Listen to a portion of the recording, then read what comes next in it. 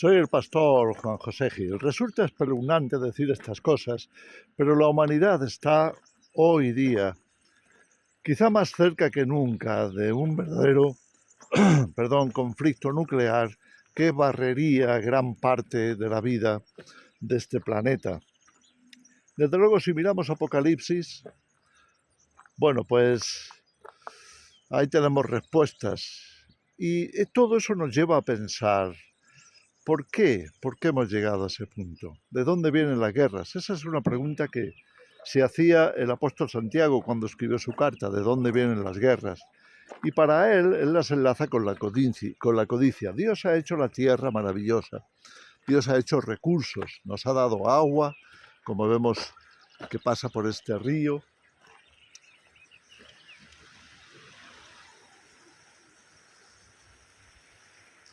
Nos ha dado recursos, nos ha dado tierra suficiente para todos. Ahora, ¿qué ocurre?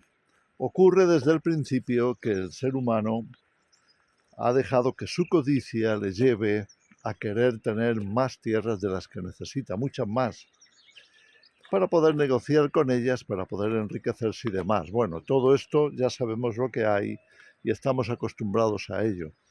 El asunto es que todavía queda tierra más que suficiente para todos y que todos pudiéramos vivir de una manera bastante libre. Pero no ocurre, y no ocurre precisamente porque aquellos que dominan las tierras las convierten en estructuras como naciones y otras supraestructuras, pues se dedican no solamente a acaparar, sino a controlar, se dedican también a imponer formas de llevar las cosas, lo que conocemos como el sistema, que sigue siendo algo así como la gran jaula para la humanidad, que se ha convertido y que desgraciadamente nos afecta a todos, o casi todos. Por supuesto, hay gente que vive de otra manera, de una manera mucho más básica, y que se mantienen lejos de todos estos centros enormes de poder. Pero bueno, la cosa es, si estamos en peligro de que todos suframos en una guerra nuclear, como podría ocurrir en estos días, ¿cómo nos podríamos, de alguna manera, cómo podríamos evitarla, cómo nos podríamos poner a salvo, guardar de esas situaciones? Y entonces vemos que esa es una más de las razones que hay para, por mucho que el sistema nos ofrezca y por mucho que se haya transformado en una forma de vida, en una tradición, pues llega un momento en cuando te das cuenta que no conviene. No conviene estar en un sistema conducido por gente llenos de codicia. No conviene estar en un sistema en donde el control es absoluto y entonces las libertades se van perdiendo cada vez más. No porque se esté tratando solamente de que no ocurran cosas malas. Muchas veces es porque se quiere funcionar de una manera y no se prevé y no se permite que las personas puedan salir de esos límites establecidos, porque supondría pérdida de ganancias, porque supondría no encajar, y el sistema necesita de todos, necesita consumidores, muchos consumidores, para mantener esas riquezas en funcionamiento, en marcha, y aunque desgraciadamente muy pocos se valgan de ellas, solo tienes que pensar que, como se dice, ¿no?, que apenas un 1% menos de la población mundial son los que disfrutan de las riquezas, el resto apenas sobrevive. Entonces, bueno, ¿a dónde vamos? La pregunta es, ¿a dónde va esa situación? ¿Es válida?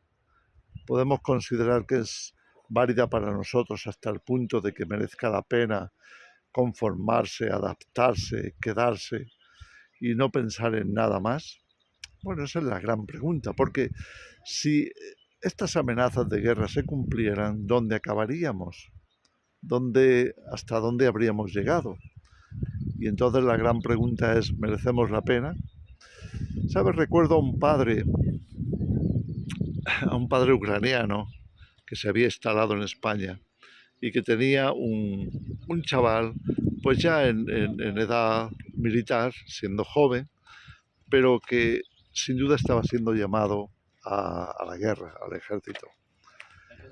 Y entonces aquel padre desesperado estaba moviéndose buscando alguna forma de repatriación en otro lugar donde su hijo, muy joven, no tuviera que ser forzado a meterse en una guerra que para nada iba a resolver gran cosa y que a la postre, y esa es la pura verdad, se quedan intereses económicos de países encabezados por élites que son los que empiezan las guerras.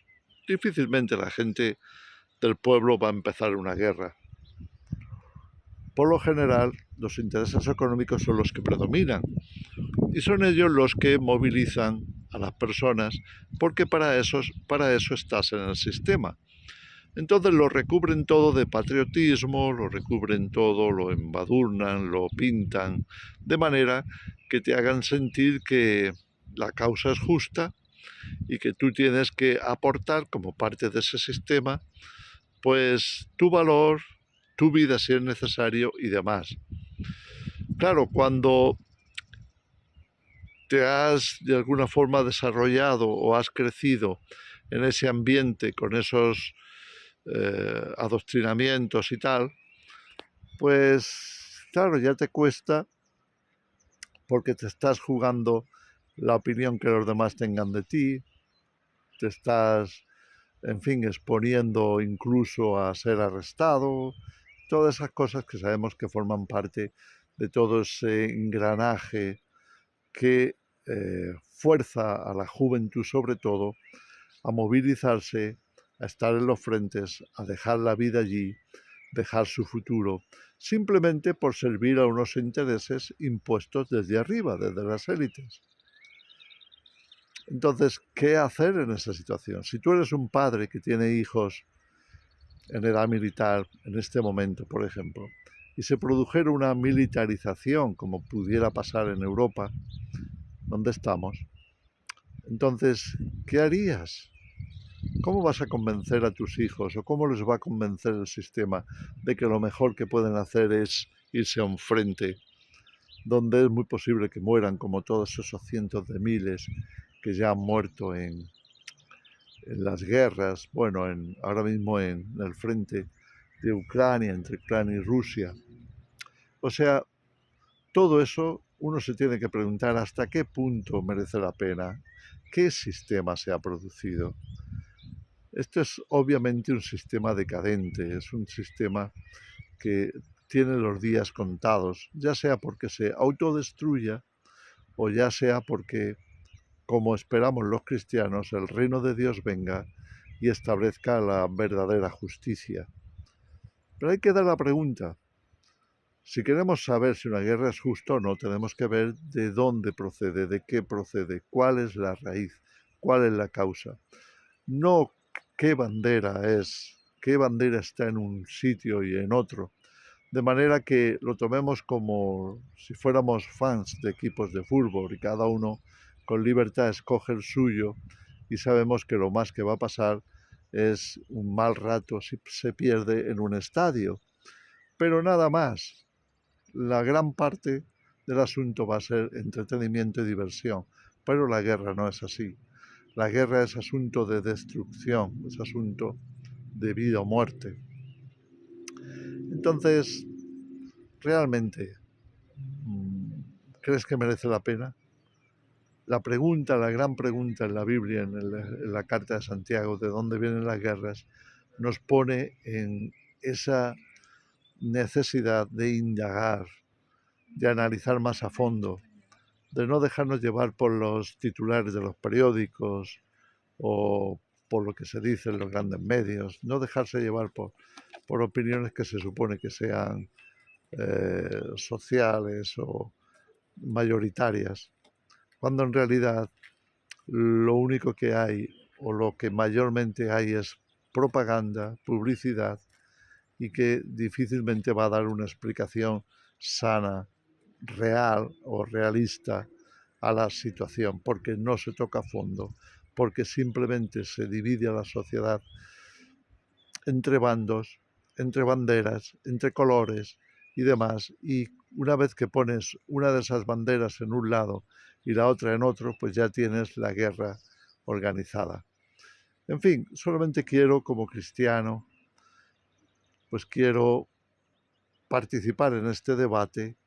No los hay muchos, porque se trata de, más que nada, inculcar una idea, un pensamiento que tiende a ser único, o por lo menos muchas veces se pretenda que no haya otros. Y entonces, en ese debate, pues todos tenemos voz, porque nos afecta a todos. No siempre se nos da voz, pero bueno, gracias a Dios aquí estamos, en este caso en YouTube, para tener voz. ¿De dónde vienen las guerras? ¿Hacia dónde van? Lo indeseable de esa situación, los peligros que realmente nos amenazan cuando estamos en esa situación.